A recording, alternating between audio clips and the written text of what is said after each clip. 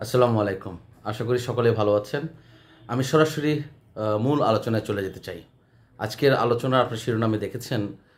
আজকে আলোচনা করব আপনাদের সাথে ব্যাডবিসি নিয়ে, পেনিনসুলা নিয়ে, আহ, রূপালী ব্যাংক পাবলিক লিমিটেড নিয়ে, ম্যাগাটেল ব্যাংক অ্যান্ড ইফাত অটো।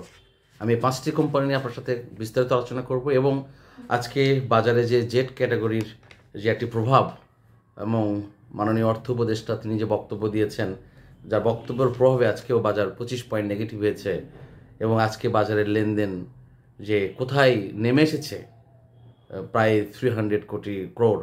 এই যে একটা ভৌতিক অবস্থানে আমরা দাঁড়িয়ে গেছি, আপনার একটি কথা, একটি বক্তব্য বাজারটা কিন্তু কিছুটা আপ ট্রেনে ছিল।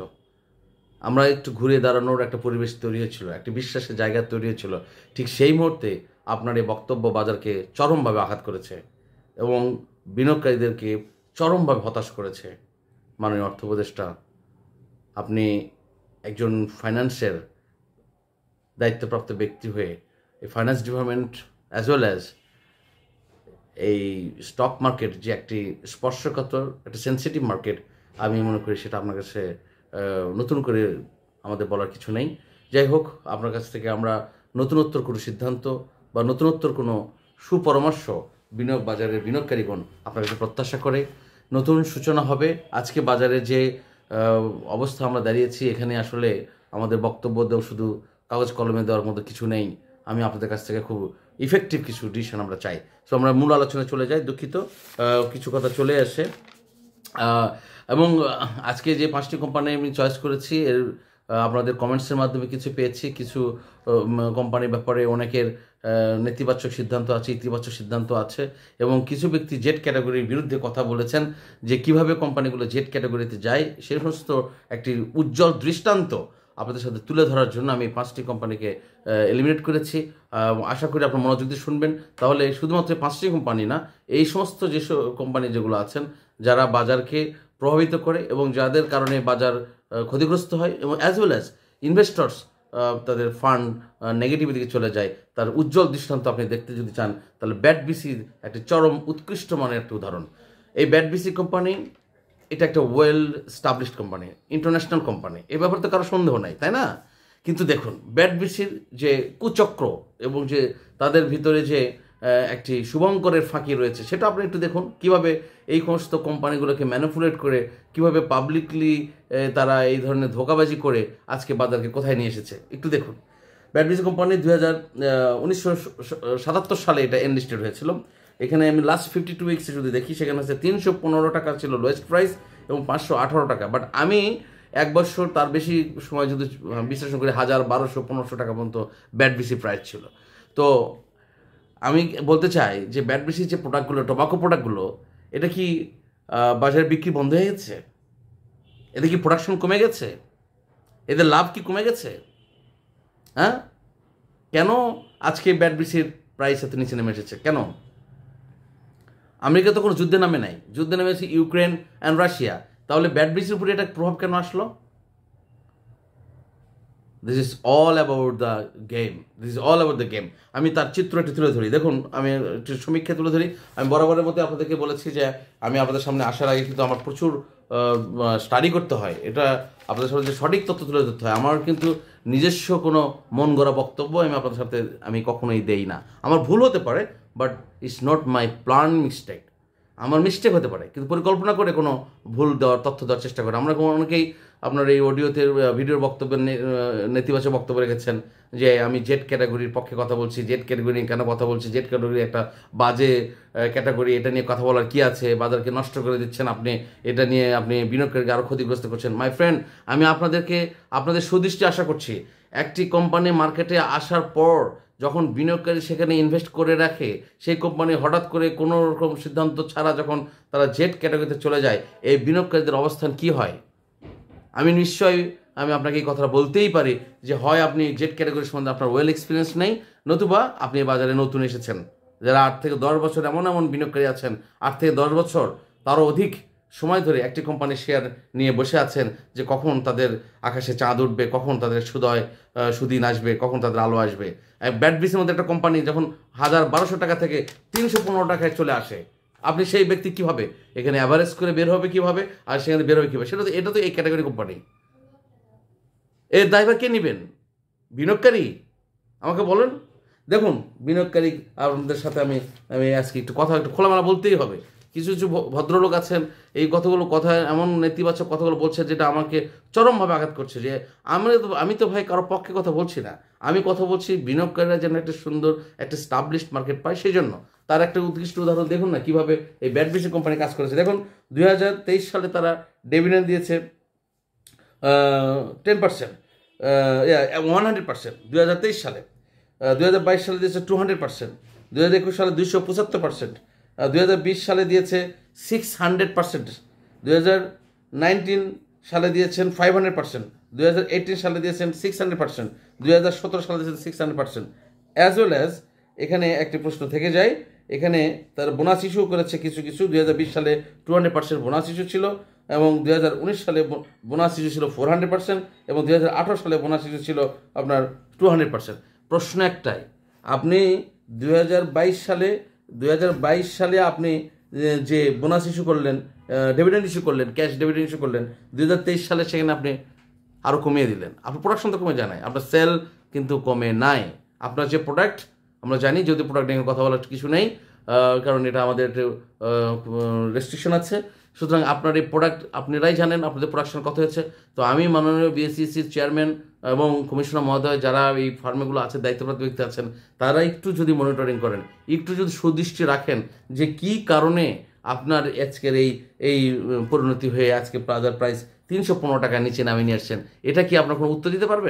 তাহলে যারা এই বিনিয়োগকারী আছেন, তারা আজকে ব্যাডবিসিতে যারা 1000-1200 টাকাতে কিনেছেন, তারা কিভাবে পার শেয়ারে 700 টাকা লস দিয়ে বের হবে?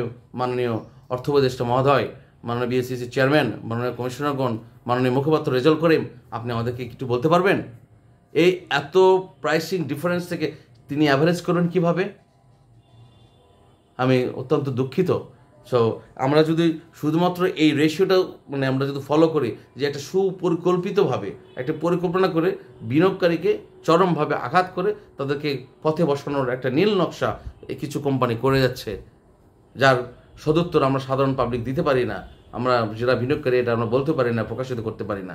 সো আমি আরেকটু আলোচনা করে চলে যাচ্ছি যে ব্রিটিশ আমেরিকান টোবাকো যারা ইনভেস্টর আছেন, of course this is well establish company. আমি বারবার বলছি, কোম্পানির ব্যাপারে আমার কোনো রকম সন্দেহ নেই, কোম্পানির ব্যাপারে আমার কোনো রকম নেগেটিভ কমেন্টস নেই। বাট ফ্যাক্ট হচ্ছে, আপনারা যে প্রাইসটাকে 1200টা 1000 টাকা নিয়ে গেলেন, এই কিছুদিন আগে আমি দেখলাম, কিছুদিন মানে প্রায় 2 ইয়ার্স আগে আমি যদি বলি, প্রাইস কত ছিল ভাই? আজকে প্রাইস 315 টাকা কেন? আজকে প্রাইস নামছে কত বলুন না? এই লোয়েস্ট প্রাইস কতদিন আগে? 1 বছর 315 টাকা। এই প্রাইসে কী করবে যার প্রাইস 1200 টাকা, 800 টাকা, 900 টাকা, 1000 টাকা কেনা, 1800 টাকায় কেনা, 1500 টাকা কেনা, ওই ভদ্রলোকগুলো কোথায় যাবে? সো আমি আপনাদের সুদৃষ্টি কামনা করছি। এই কোম্পানিগুলো যারা বাজারে এসে পাবলিকের টাকা নিয়ে বিজনেস করছে, প্রফিট নিচ্ছে, বাট পাবলিকেরকে একটা শুভঙ্করের ফাঁকির মধ্যে ঢুকে রেখে হতাশার সাগরে ভাসিয়ে রাখছে, তাদের সাথে কথা বলার জন্য, তাদের পাশে দাঁড়ার জন্য শোনাবে নয় অনুরোধ করছি। আরেকটি কোম্পানি আমি এখন বলি, পেনিনসুলা। দেখুন, এটা খুব মজার একটা বিষয় আছে, আমি বলবো আপনাদেরকে, খুব মনোযোগ দিয়ে শুনবেন। বরাবরের মতো আমি কিন্তু কথা বলছি যে জেট ক্যাটাগরি কিন্তু বাজারে যখন লিস্ট হয় তখন সে জেট ক্যাটাগরি হিসেবে আসে নাই। যে সমস্ত ভাইয়েরা আমার বিরুদ্ধে কথা বলছেন, আপনি কেন জেট ক্যাটাগরি নিয়ে কথা বলছেন, ভাই আমি আপনাদের যারা চলমান জেট ক্যাটাগরি, আমি কাউকে ইনসিস্ট করছি না তুমি জেট ক্যাটাগরি কেনো বা ধরে রাখো। আমার প্রফিট হলে আমি বের হয়ে যাব, whoever he is or whatever my product is, I don't care, I want profit, I am looking for profit, okay, I am here for earning profit. আমি লস দেওয়ার জন্য এই বাজারে আসি নাই, okay, this is the stock market, হ্যাঁ, I am in stock market. So এখানে আমি হতাশা নয়। তো কিন্তু আমার প্রশ্ন হচ্ছে যে আপনি যখন পরিকল্পনার শিকার হয়ে যাবেন, আপনি যখন কারোর কুচক্রের শিকার হয়ে যাবেন, বা হঠাৎ করে একটি কোম্পানি যখন কোনো রকম জবাবদিহিতা ছাড়া জেট ক্যাটাগরিতে চলে যাবে, বিএসইসি চেয়ারম্যান মহোদয় থেকে শুরু করে কমিশনার মহোদয় থেকে শুরু করে যারা গুরুত্বপূর্ণ দায়িত্বপ্রাপ্ত ব্যক্তি আছেন, তারা যখন শুধু ফ্যাল করে তাকিয়ে থাকবে আর বিনিয়োগকারীগুলোর রাস্তায় শাপলা চত্বরে পুলিশের হাতে পিটানি খাবে, আর সেই সময় আপনি যখন একটু জেড ক্যাটাগরি কথা বলবো তখন আমাকে গালিমন্দ করছেন, আপনার বিবেকে একটু বাধা দিচ্ছে না, তাই না? আমাকে গালিমন্দ করে আপনি কি মজা পাচ্ছেন, ভালো লাগতেছে? আমি আপনাকে কিছু বলবো না, আমি আপনার শুভ উদয় হোক। আমি অনুরোধ করব, আসুন সকলেই মিলেমিশে আমরা বিনিয়োগকারীদের পাশে দাঁড়াই, একটি সুন্দর বিনিয়োগ বান্ধব পরিবেশ তৈরি হোক, আমরা একটি স্টেবল মার্কেট ফিরে পাই, সকলের প্রতি আস্থা আসুক, এই বিনিয়োগ বাজারে আস্থা আসুক, সেটার দিকে আমরা কাজ করি। তাই আমি সরি, আমার কথাগুলোকে বিরক্ত সহকারে নেবেন না। আমি আবার চলে আসতেছি পেনিনসুলা ব্যাপারে। এটা একটা গুড নিউজ আছে পেনিনসুলা, আমি সেটা একটু বলছি। তার আগে শুনে, এটা একটা জেড ক্যাটাগরি শেয়ার, এটা 52 উইক্সের প্রাইস যদি দেখি 9 টাকা 10 পয়সা এবং সর্বোচ্চ ছিল 28 টাকা 50 পয়সা। ডিরেক্টরশিপ আছে 54.29, দ্যাট মিনস 6,74,00,000 শেয়ার আছে ডিরেক্টরশিপ কাছে। ইনস্টিটিউটের কাছে আছে আপনার 7.87%, দ্যাট মিনস 93 লাখ শেয়ার আছে আপনার ইনস্টিটিউট। অ্যান্ড পাবলিক আছে 37.7%, 37.75%, দ্যাট মিনস 4,48,00,000 শেয়ার আছে পাবলিকের কাছে।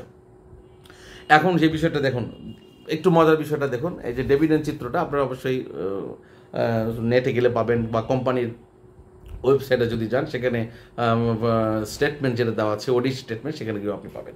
আমি সেখান থেকেই সংগ্রহ করেছি। 2022 সালে ওনারা ক্যাশ ডিভিডেন্ড দিয়েছেন 2 টাকা 50 পয়সা, মাথায় রাখেন একটু। 2021 সালে দিয়েছেন 1%। পেনিনসুলা 2001 সাল চাইতে কি 2022 সালে বেশি বিজনেস হয়েছিল? মজার বিষয়, 2020 সালে দিয়েছেন ওনারা 10%। দেখুন, 2020 সালে দিয়েছেন 10%, মানে একটা পরিকল্পনা। দিস ইজ দ্য প্ল্যান দিয়ে প্রাইসটাকে হাই করে নিয়ে নিচ্ছে, নিয়ে ওনারা বের হয়ে গেছেন। ওনারা সেই টাকা দিয়ে নতুন প্রজেক্ট নিয়ে আসতেছে। আমি যতটুকু জানি যে পেনিনসুলার নতুন একটি প্রজেক্ট আসতেছে, সেটাতে ভালো কিছু করবে, আপনারা এটা জানতে পারবেন। বাট আমি জানি না কবে সেটা সেই মেসেজটা পাবেন। তারা নতুন একটি প্রপার্টি, তারা বা যেটাই নিয়ে আসুক, তারা একটা নতুন প্রপার্টি নিয়ে আসতেছে, এরকম আমার কাছে যে আমি যতটুকু জানি। সো এই যে এখন একজন লোয়েস্ট প্রাইসে নিয়ে এসে কী করবে? এটা 2014 সালে এনলিস্টেড হয়েছে। 2014 সালে আমি একটু মজার বিষয় শেষ করি, যে সমস্ত ভাইয়েরা বিনিয়োগকারীরা পেনিনসুলাতে আছেন, আপনারা তাদেরকে বলছি আপনারা হতাশ হবেন না।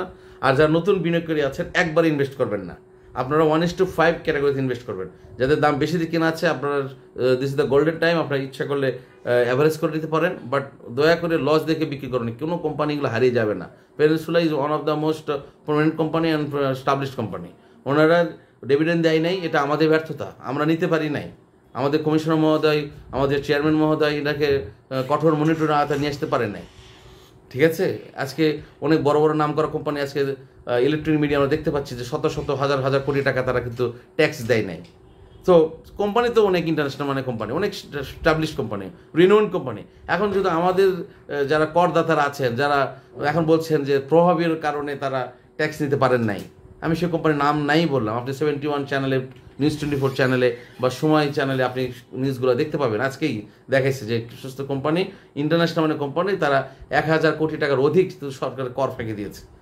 সো এই দোষ কি কোম্পানি বলবো আমি?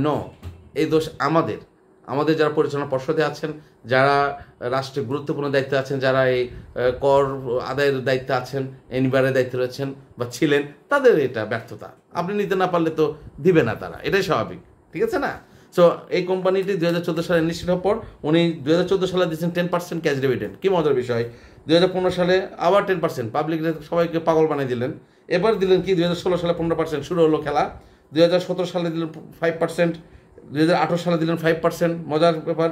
2019 সালে দিলেন 7.5%। মজার বিষয় হলো 2020 সালে এসে আবার ওনারা দিলেন 10% ক্যাশ ডিভিডেন্ড, কারণ পাবলিকরা বুঝালেন যে please come and buys our share. তারা কিন্তু এটা ঠিকই বুঝালেন যে আপনারা এসে আমাদের শেয়ারগুলো কিনুন, আমাদের কোম্পানি কিন্তু এই স্টেবল কন্ডিশন আসছে। আসার পর আপনাকে এবার বলতেছে যে মামারা বলতেছে যে তোমরা এখন কিন্তু ফেসে গেছো, একটু ওয়েট করো। ফেসে গেছো মানে ইউ হ্যাভ টু ওয়েট। ওকে, এখন আপনারা কিনে আবার এটা অ্যাভারেজ করেন, এরপরে তারা আবার একটা গুড নিউজ দিবে, ওরাও কিনতেছে। এখন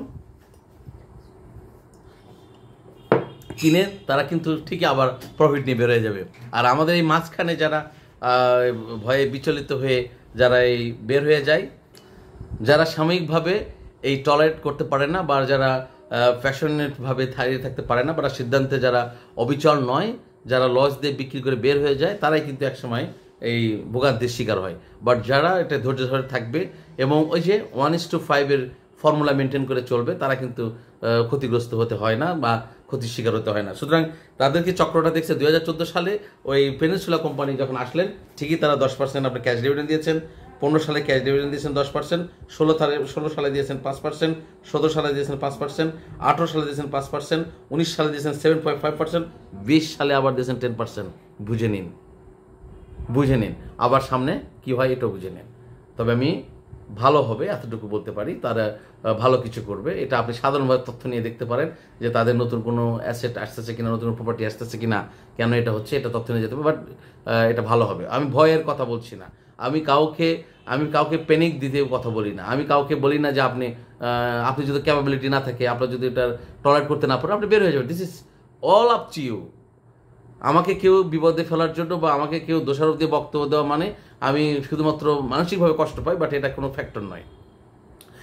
আগামীতে আমি এইসব নেতিবাচক যারা কমেন্টস করবে তাদের আমি কোনো আলোচনা করবো না, ঠিক আছে? আমি আপনাদের সময় নষ্ট করতে চাই না। সো পেনিনসুলার ব্যাপারে আমি মনে করি ইনডাইরেক্টলি অনেকটা ক্লিয়ার মেসেজ দিতে পেরেছি। সো ভয়ের কোনো বিষয় নেই।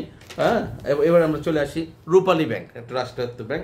দেখুন এখানে কি হয়েছে, রূপালী ব্যাংকে কি হয়েছে, এখানে বিষয়গুলো আপনারা একটু আমি আরও সাথে আলোচনা করি। 1986 সালে কোম্পানিটি এনলিস্টেড হয়েছিল বিনিয়োগ বাজারে, ঠিক আছে না? এখানে সর্বনিম্ন প্রাইস আছে 20 টাকা 30 পয়সা এবং সর্বোচ্চ প্রাইস আছে 45 টাকা 50 পয়সা, ঠিক আছে? রূপালী ব্যাংক এখানে যেহেতু গভর্নমেন্ট প্রতিষ্ঠান, গভর্নমেন্ট আছে 90.19 মানে 44 কোটি শেয়ার একটা মানে সরকারের কাছে আছে, ইনস্টিটিউট কাছে আছে 1 কোটি 6 লক্ষ, দ্যাট মিনস 3.29%, পাবলিকের কাছে আছে 6.52%, দ্যাট মিনস 3 কোটি 18 লক্ষ শেয়ার পাবলিকের কাছে আছে, ঠিক আছে? মজার বিষয় হলো 2014 সালে তার আগের অনেক রেকর্ড অনেক বড় হয়ে যায় আলোচনা, আমি যে একটু সংক্ষিপ্ত করার চেষ্টা করছি। 2014 সালে এনার ক্যাশ ডিভিডেন্ড দিয়েছেন 15%, একটু নোট রাখেন। 2015 সালে দিয়েছেন এগেন 50%, 2016 সালে দিয়েছেন 10%, 2017 সালে দিয়েছেন 24%, 2017 সালে এগেন বলছি 2017 সালে দিয়েছেন 24%, 2018 সালে দিয়েছেন 10%, 2019 সালে এখানে কোনো নোট নেই, 2020 সালে দিয়েছেন আবার 10%। মনে রাখেন 2020 সালে 10% দিলেন। সেই ব্যাংক 2021 সালে এসে কেন 2% দিলেন ভাই? এর ব্যাখ্যা কে দিবে? কি কারণ? এটা তো ব্যাংক, এর কি লেনদেন কমে গেছিল? ব্যাংকে কোনো শাখা পুড়ে গেছে? ব্যাংক ডাকাতি হয়েছে? রাষ্ট্র দুর্ভিক্ষে গিয়েছিল? দেশের যুদ্ধ লেগেছিল? তখন তো কোনো আগস্টের ঘটনাও ঘটে নাই। তো গভর্নমেন্ট একটা স্টেবল কন্ডিশনে ছিল। এটা 2% কেন দিলেন? 2021 সালে 22 সালে 2023 সালে 5% দিয়েছেন। এই যে সমীক্ষা, এই যে তথ্য, এর জব কে দিবে? আর আমি বুঝি না যারা এই 45 টাকা শেয়ার কিনেছেন তারা কেন বিক্রি করে বের হয়ে এসে অন্য জায়গায় চলে গেলেন? এটা তো ব্যাংক, এটা তো হারিয়ে যাবে না, তাই না? আর যদি আপনার সেই সিদ্ধান্ত হয় যে দাম আর কখনোই 45 টাকা ক্রস হবে না, আপনি কেন কিনলেন ভাই? 45 টাকার এই ব্যাংকের যদি মনে হয় যে ব্যাংক কখনোই 45 টাকা এক্সিট করতে পারবে না বা আরও বাড়ার সুযোগ নেই, আপনি কেন কিনলেন? যদি আপনি বিনিয়োগকারী হয়ে থাকেন, ইট was your wrong decision.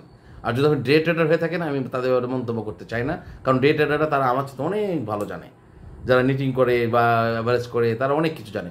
So আমি যারা ইনভেস্টর, আমি তাদেরকে বলছি যে দেখুন যে একটা প্রাইসের কিন্তু একটা লিমিট আছে। আমি গতকাল কিন্তু 2টি কোম্পানির কথা বলেছি যারা লিমিট ক্রস করে ফেলেছে, যে এত ভ্যালুর প্রোডাক্ট সে নয়, বাট আপনারা কিনতে আছেন, মানে কালকে লাভ হচ্ছে, অমুকে আপনার বন্ধু বলছে দোস্ত আছে 5,000 কিনছি, 5 টাকা লাভ হয়েছে, 25,000 টাকা লাভ হয়েছে দোস্ত, কি বলতে 20,000 টাকা লাভ হয়েছে দোস্ত, হ্যাঁ করে হাসতে হাসতে চা খেতেছে, তাই না? কিন্তু যে ব্যক্তি যেদিন আটকে যে নিচে নামা শুরু করলো, সে ব্যক্তি তো তখন কান্না শুরু করে দিচ্ছে। সে কিন্তু কাঁদতে পারতেছে না, বাট তার ভিতরে কিন্তু শুকাই যেতেছে। সুতরাং প্রত্যেকটি কোম্পানির আপনারা যে কিনবেন তার একটা লিমিট আছে, যে কতটুকু তার ওঠার পর্যন্ত আপনি কিনতে পারেন। কোম্পানির একটা ক্যাপাসিটি আছে, একটা লেভেল আছে, যে আপনি কত দূর পর্যন্ত যেতে পারে। আপনি এটা মনে করছেন যে 45 হয়তো ক্রস করবেন না, যদি এটা আপনার সিদ্ধান্ত হয়ে থাকে যে 45 এটা এক্সিট করতে পারবেন, আপনি বের হয়ে যাচ্ছেন, তাহলে আপনি কেন কিনলেন? তো সুতরাং আপনার কোম্পানির এই চিত্রগুলো দেখবেন যে কখন আজ থেকে একটা কোম্পানি খেলার 1-2 বছর আগে থেকে তারা প্ল্যান করে কখন তারা খেলবে। এই প্ল্যানের মধ্যে যদি আপনি পড়ে যান তাহলে কিন্তু আপনার কপালে দুর্ভোগ আছে। যার কারণে আমি বারবার একটা কথা বলি যে knowledge is a power, you have to gather the knowledge and information. This is the most powerful tools for this market, and you have to or you must be alert for this all types of messages. এটা আপনার তথ্য সংগ্রহ করতে হবে। সুতরাং যারা এই রূপালী ব্যাংকে আছেন, যারা বিনিয়োগ করে আছেন, তাদের ভয়ের কোনো কিছু নেই, আতঙ্কের কিছু নেই। It's a well established company and it's government property. So আপনার এখানে ভয়ের কোনো কারণ নেই, আপনার ধৈর্য ধরতে হবে।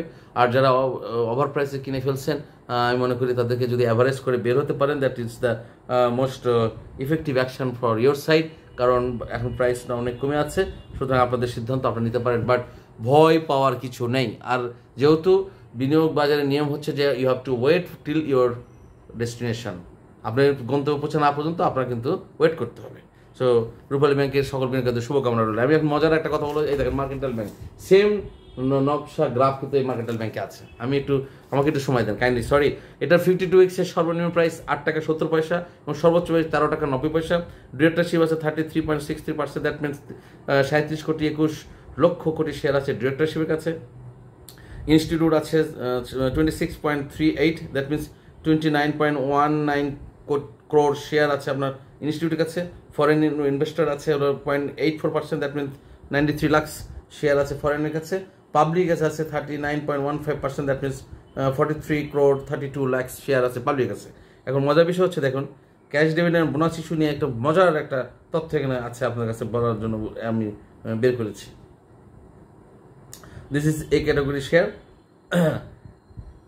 2015 সালে আপনি এখানে ক্যাশ ডিভিডেন্ড দিয়েছেন 12%, 2016 সালে দিয়েছেন 15%, 2017 সালে দিয়েছেন 17%, 2018 সালে আপনার বোনাস ইস্যু করেছেন 15%, 2019 সালে দিয়েছেন 11%, 2020 সালে দিয়েছেন 10%, 2021 সালে দিয়েছেন 12.50%, 2022 সালে দিয়েছেন 10%, 2023 সালে দিয়েছেন 10% এবং আপনার বোনাস ইস্যু আছে 2022 সালে দিয়েছেন 2% বোনাস ইস্যু, 2021 সালে দিয়েছেন 5%।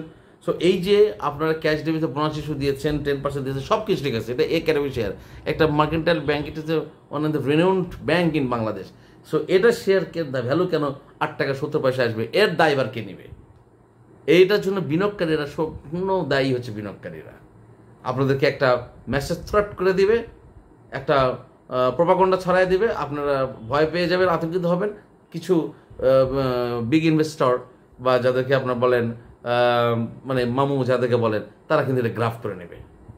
ঠিক আছে, এটাই কিন্তু এই মার্কেটের মেন খেলা।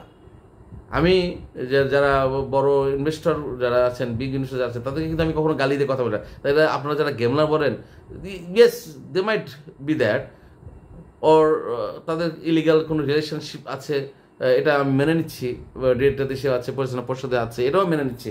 বাট আমি তো আমার নিয়ন্ত্রক, তাই না? আমি তো ভুল জায়গায় যাব না। আমি কেন গেমলারে ফাঁদে যাব? Why? There is 400+ company in this market. সবটার মধ্যে কি গেমলার ঢুকে বসে রয়েছে? Not like that. আপনারা কিন্তু স্টাডি করবেন না, আপনারা সময় নষ্ট করবেন না। আপনি এই যে একটা কোম্পানি নিয়ে কখনো 2 ঘন্টা সময় দেন নাই। আপনি একটা কোম্পানি যে বিনিয়োগ করেছেন 10 লক্ষ টাকা 20 লক্ষ টাকা, এই কোম্পানি পেছনে 10টা ঘন্টা সময় নষ্ট করেছেন। আমি অনুরোধ করব বিনিয়োগকারীদের, আপনি যদি 1 লক্ষ টাকা ইনভেস্ট করেন, যদি নতুন বিনিয়োগকারী হন, আপনি মিনিমাম 5 থেকে 10 ঘন্টা সময় নষ্ট করেন। এই কোম্পানির স্টাডি করেন, কোম্পানির ভিজিট করেন, কোম্পানির দেখেন, কোম্পানির যান, বোঝেন, শোনেন, এরপর আপনি কোম্পানিতে ইনভেস্ট করেন এবং সিস্টেমেটিকভাবে আপনি ইনভেস্ট করেন। একবারে নয়। আপনার যারা ধানের বিজনেস ব্যাপারে জানেন, মানে ড্রাই প্রোডাক্টসের বিজনেস জানেন, তাদেরও কিন্তু নিয়ম একই। তারা কিন্তু একদিনে সব প্রোডাক্ট কেনে না,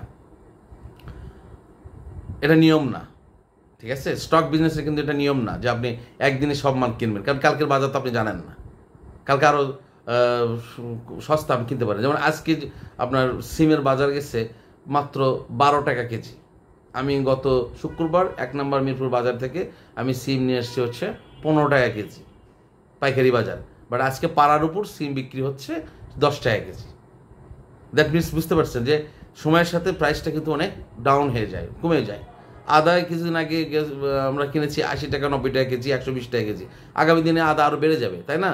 তো আমি যদি একদিনে সব কিনে রেখে দিই তাহলে কিন্তু বিজনেস করতে পারবো না। আমাকে মার্কেট ফ্লো এবং সাপ্লাই দেখে আমাকে আমার ক্যাপাসিটি বা আমার ক্যাপিটাল দেখে গ্র্যাজুয়ালি এটা কিনতে হবে। সুতরাং মার্কেন্টাইল ব্যাংক এটা একটা এই ক্যাটাগরি শেয়ার, বাট তারপরেও দেখুন এটা সর্বনিম্ন প্রাইস চলেছে 8 টাকা 70 পয়সা। আমরা কেউ না কেউ এই সময় বিক্রি করে দিচ্ছি, কেউ না কেউ এই সময় আমরা কিনেছি। এখানেই আমাদের বুঝতে হবে, এখানেই আমাদের স্টাডির অভাব, এখানে আমাদের সময়ের বা আমাদের মেধার অভাব রয়েছে যে আমরা শুধু বাই ওভার টেলিফোনে আর দোস্তের কথা শুনে, ব্রোকার হাউসের কথা শুনে ইনভেস্ট করে আমরা উদ্দেশ্যের মধ্যে থাকি। সুতরাং ভয়ের কোনো বিষয় নেই, আপনারা অবশ্যই আতঙ্কিত হবেন না, বিচলিত হবেন না। আমি লাস্ট কোম্পানি একটু কথা বলবো ইফাত অটো নিয়ে। এখানে আরেকটু ইন্টারেস্টিং পয়েন্ট আছে, যেটা আমি তুলে ধরার চেষ্টা করছি। প্রত্যেকটা কোম্পানির একটা ইন্টারেস্টিং পয়েন্ট আছে, এবং তাদের একটা কথা হচ্ছে তারা কিন্তু স্মার্ট, তারা কিন্তু আপনার আমার টাকা দিয়ে বিজনেস করার জন্য তারা কিন্তু বাজারে এসেছে। তারা আপনাকে সহজে প্রফিট দিবে এটা ভুল, এই চিন্তা থেকে ভুল করে বের হয়ে যান। তারা কিন্তু এখানে আপনার স্মার্টলি হ্যান্ডেল করতে আসছে আপনাকে আমাকে, কারণ তারা আমাদের সাথে স্মার্ট বিধায় আমরা টাকা তাদেরকে দিয়েছি, তাদের টাকা কিন্তু আমাদের কাছে নাই। আমরা কিন্তু ক্যাপাবল নয় তাদেরকে লিড দেওয়ানো, তারা আমাদেরকে লিড দিবে, যার কারণে আমরা কিন্তু তাদেরকে টাকা দিয়েছি। সো এটা মাথায় রাখতে হবে যে দে আর স্মার্টার দেন আস। ওকে, সো আমরা ইফাত অটো নিয়ে কথা বলবো। এরপর আপনার যে বাজারে যে সবচেয়ে মূল বিষয় জেট ক্যাটাগরি নিয়ে সরকারের শীর্ষ পর্যায়ে ব্যক্তি থেকে এই ধরনের বক্তব্য আমাদেরকে চরমভাবে হতাশাগ্রস্ত করেছে, এবং ইউনাইটেড এয়ারকে যে এই বাজারে আমরা নিয়ে আসতে পারছি না, এটাও আমাদেরকে খুব কষ্ট দিচ্ছে, পীড়া দিচ্ছে। 1,60,000 পরিবার এই বিনিয়োগ বাজারের সাথে জড়িত আছে, ইউনাইটেড এয়ারের সাথে জড়িত আছে। লক্ষ লক্ষ বিনিয়োগকারী এই বাজারে, আজকেও বাজার নেগেটিভ চলে গেল, এবং একটি মাত্র বক্তব্যের কারণে আমরা ধারাবাহিকতাভাবে আমরা এই লো ট্রেড পাচ্ছি। পাশাপাশি বাজার থেকে 1,000 কোটি টাকার মতো বের হয়ে গেল এই 3 দিনে। এটা অত্যন্ত দুঃখজনক, আমরা মর্মাহত, এবং আমরা এই বাজারের উপর সম্পূর্ণ আস্থাহীনতার একটি জটিল রোগে ভুগছি। আমি মাননীয় অর্থ উপদেষ্টা এবং মাননীয় প্রধান উপদেষ্টা দৃষ্টি আকর্ষণ বলছি, আপনার অনতিবিলম্বে আমরা একটা কার্যকরী সমাধানের মধ্যে আসুন, বাজারের একটি সুদৃষ্টি নিয়ে আসুন, বাজারের সাথে কথা বলুন, এই বাজারে যারা শীর্ষস্থানীয় ব্যক্তিবর্গ আছে তাদের সাথে কথা বলুন, এবং আপনারা একটা পজিটিভ অ্যাকশনে যান, এবং এই বিনিয়োগকারী পাশে এসে আপনারা দাঁড়ান। হ্যাঁ, এবং যত সম্ভব আপনাদের কাছে একটা অনুরোধ থাকবে যে বাইব্যাক আইন নিয়ে আপনারা একটু কাজ করুন। যদি এই বাইব্যাক আইনটা অর্থই হচ্ছে, আপনারা আমার চেয়ে ভালো জানেন যে কোম্পানিটা জব দিতে আছে, তাদেরকে শেয়ারের ব্যাপারে তাদের কঠোরভাবে জব দিতে আছে, এটা যদি আপনি কার্যকর করতে পারেন তাহলে বিনিয়োগকারীগণ একটা স্বস্তি ফিরে পাবে এবং আস্থা ফিরে পাবে, এবং আপনি দেখবেন যে পরের দিন আপনার এই বাজার 1,000 কোটি টাকা অতিক্রম করে যাবে। আমি ইফাত অটো নিয়ে একটু কথা বলবো, আমার সাথে থাকুন। এই কোম্পানিটি লিস্টেড হয়েছে 2015 সালে। এটা still now A category share.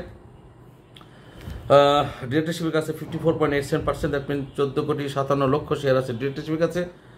ইনস্টিটিউটের কাছে 27.42, দ্যাট মিন 7.28 কোটি শেয়ার আছে আপনার ইনস্টিটিউটের কাছে। পাবলিক আছে 17.69, দ্যাট মিনস 4.70 crore শেয়ার। আচ্ছা, ডিভিডেন্ড দিয়েছি দেখুন। আমি এই জায়গাটা একটু আপনাদের গ্রাফ দেখাচ্ছি, এই জন্য শুধুমাত্র আস্থার জন্য আমি কোনো সময় চেষ্টা করি যে সর্বোচ্চ সঠিক নির্ভুল তথ্য তুলে ধরার জন্য। 2015 সালে কোম্পানিটি আনলিস্টেড হয়েছে। দেখুন 2015 সালে কোম্পানি 7% ক্যাশ ডিভিডেন্ড দিয়েছে এবং 30% বোনাস ইস্যু দিয়েছে। 30% নোট, এটা একটু নোট করেন, মাথায় রাখেন। যারা ইফাত অটো নিয়ে আছেন, যারা একটু ভীত হয়ে গেছেন, আতঙ্কিত হয়ে গেছেন, আপনারা একটু হতাশায় পড়ে গেছেন যে কী হবে, তাদের জন্য আমার আজকের বক্তব্য। আমি কিন্তু ওই যারা রেগুলার ডে ট্রেডার তাদের জন্য না, আমি যারা নিটিং করে তাদের জন্য না, যারা বড় বড় গেমলা তাদের জন্য না, those are very much well experience person তাদের জন্য আমি না। আমি কিন্তু আপনাদের মতো যারা ক্ষুদ্র বিনিয়োগকারী এবং যারা নতুন তাদের জন্য আমার বক্তব্যগুলো তাদের জন্য। আমার কথা আপনারা খুব সুন্দর দৃষ্টিতে দেখবেন, আপনার কাছে অনেক একটা মনে রাখবেন। 2015 সালে কোম্পানিটি এনলিস্টেড হয়েছে। সেই বছরে এই কোম্পানিটি কী দিয়েছে দেখেন, 7% দিয়েছে ক্যাশ ডিভিডেন্ড, 30% দিয়েছে হচ্ছে আপনার বোনাস ইস্যু করেছে। 2016% দিয়েছে 13% ক্যাশ এবং 4% বোনাস ইস্যু করছে। 2017 সালে দিয়েছে 21%, 2017 সালে দিয়েছে 21% ক্যাশ, এবং 2017 সালে 5% দিয়েছে আপনার বোনাস ইস্যু করছে।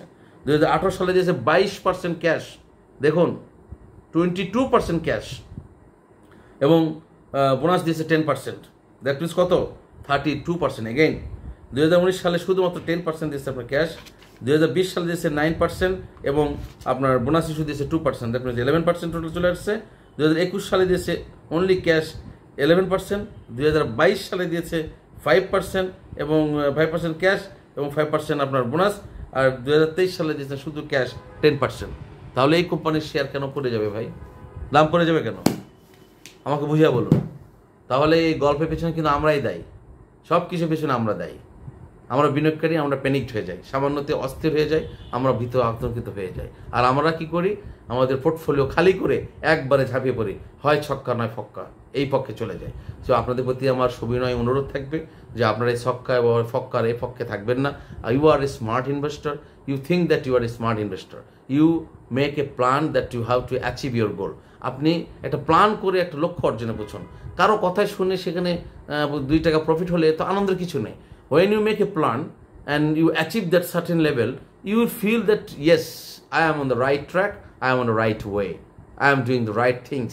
কিন্তু আপনি কারো কথা শুনলেন, একজন আদার প্রভাবিত হলেন, একজনের মেসেজ কিনলেন, it's not your credit, either loss or profit, this is not your credit, it's credit when you that time you can declare yourself, when you make plan by yourself, when you take decision by yourself, when you reach your destination, when you make profit, that is the time that you declare yourself, your plan and your decision is the right decision.